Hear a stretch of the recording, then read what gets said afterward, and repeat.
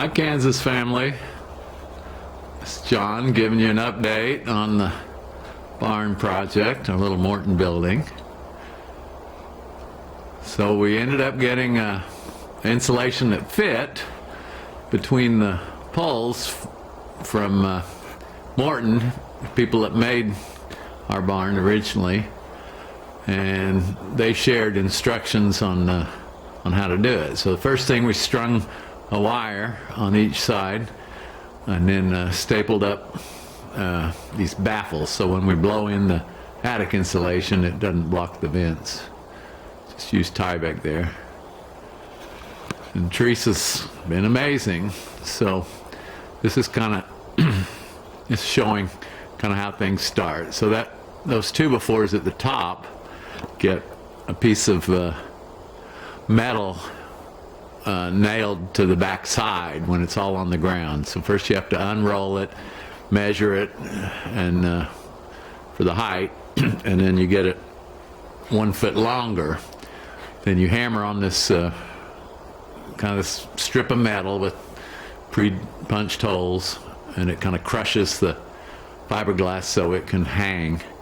And then you flip that foot over, and that kind of stuffs the top edge to make that nice.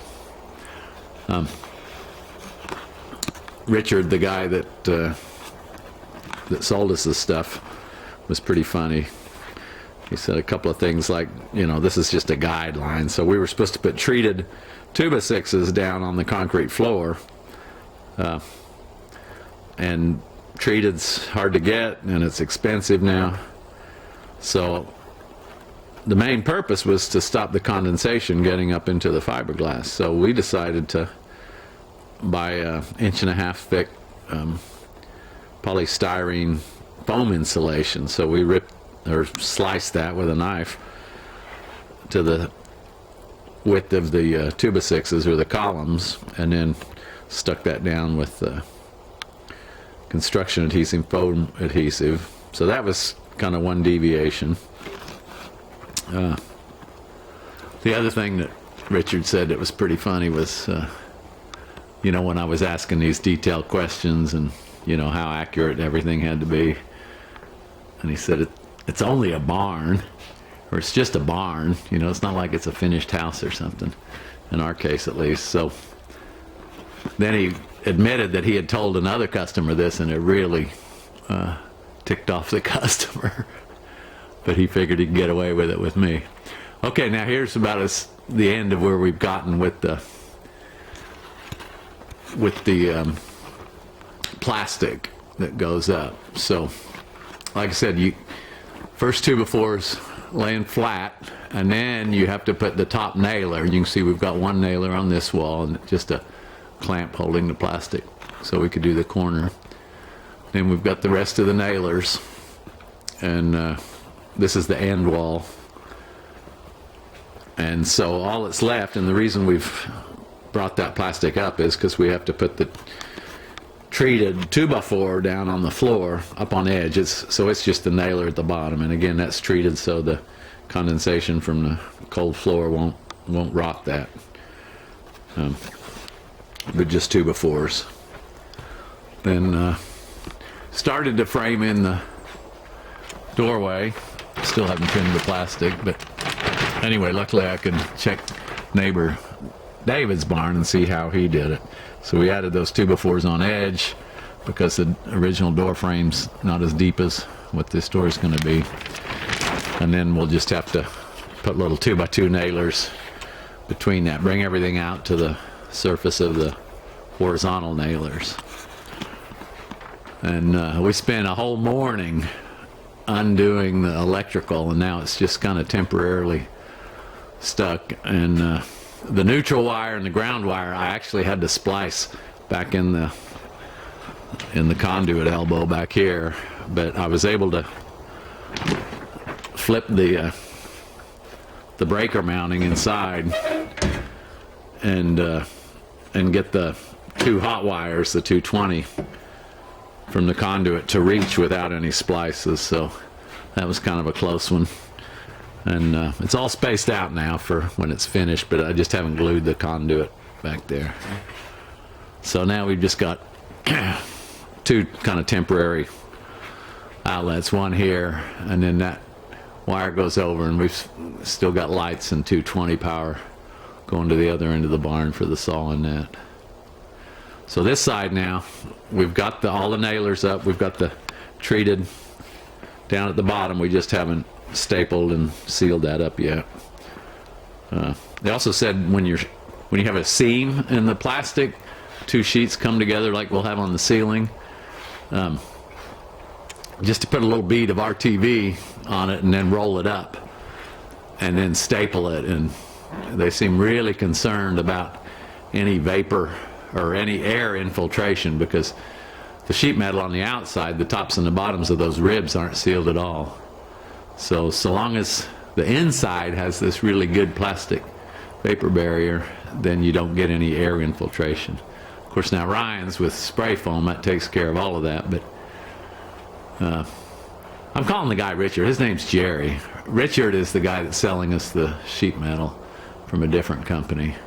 But anyway, Jerry mentioned that if you ever have to replace a piece of sheet metal from the outside damage, then that spray foam makes it very difficult to remove. So Ryan and Allie, whatever you do, don't bump into the outside of your barn or house with all that spray foam. It's going to really complicate repairing it.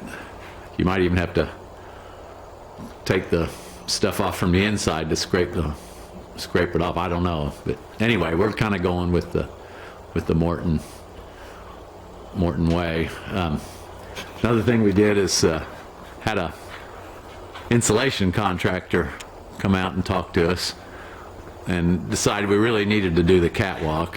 So we were able to find 2x6s, some really bad that were from the brick sidewalk that Richard and Manisa did, and we ended up forming up our poured sidewalk with them. But then we also bought some new 2x6s. But anyway, we salvaged those. They had been stored under the semi-trailer, and we scraped the concrete, pressure washed them, all of that. So that saved us some money.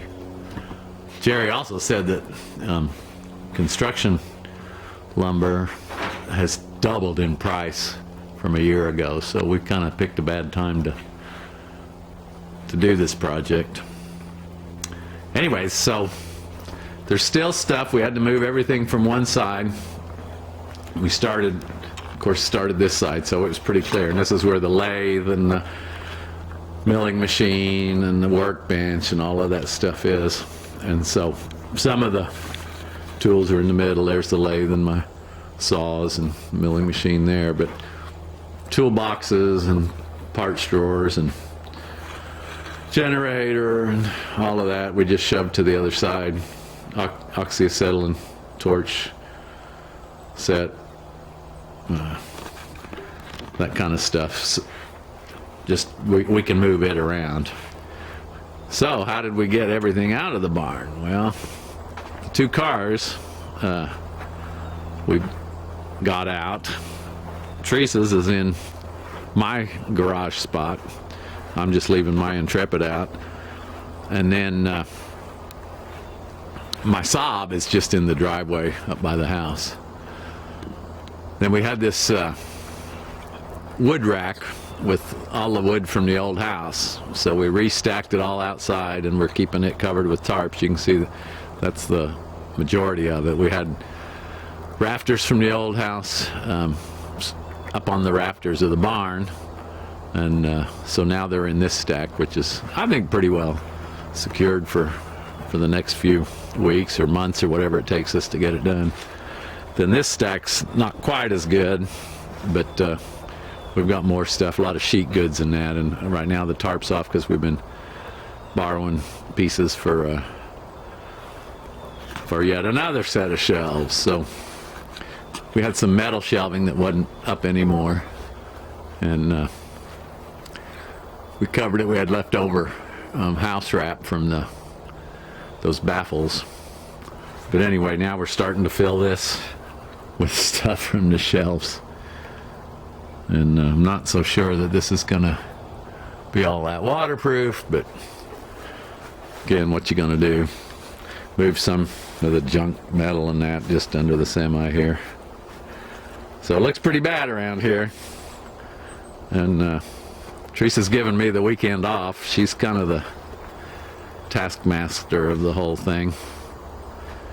And we're going to go up and see John. We haven't been to his new apartment. So this is typical setup. We all the lawn mowers and the tractor out, set up the sawhorses. Right now we ripped the old teeter totter. We had saved that, cleaning that up, and I ripped the 2 2x4s out of that.